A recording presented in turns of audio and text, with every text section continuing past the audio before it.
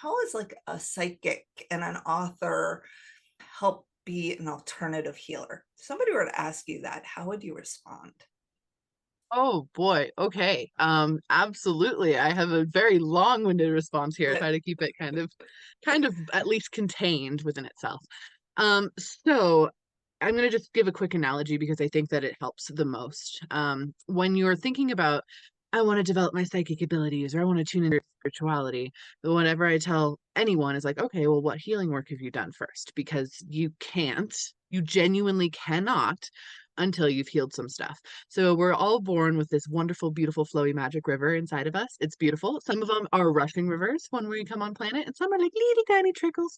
But no matter what size your river is when you enter on planet, you spend the next X amount of time polluting and jamming up and damming your river as much as humanly possible. So between any limiting beliefs you grab on, you're like, ta-da, have some plastic bags. Or any traumatic events, like giving the river some beavers, like all of anything like that. Sometimes it's just even, you know, fears or talking down to yourself, those kinds of things. And then your river gets more and more jammed up because that is the things that cause us pain. And those things are intimately connected. So, um, on a very personal level, when I help people activate and open up their psychic abilities, the first thing we do is healing work. We do block pulling and releasing, we do downloads, we do feeling work in the body, all these different things. Basically, a healing modality of my own design, to be totally honest, after years and years and years of using it for myself, to open and release all of those things so that your magical river can flow again. And that goes the same with your life. It goes hand in hand. They're all the same and they hold space for one another. And then on the fiction side, stories are the way we heal the world.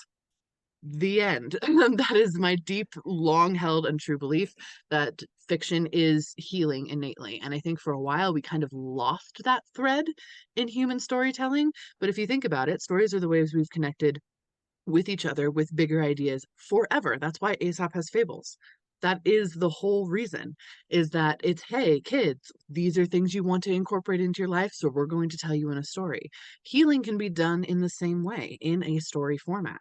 And whether that is a visual story and you're watching a play or a movie or a show, or you're reading a story, any of those things, that can actually be leveraged to be healing as well.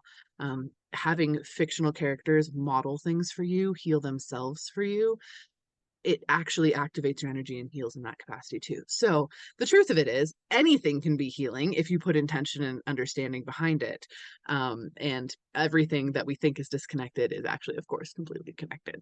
So that's how I'd answer.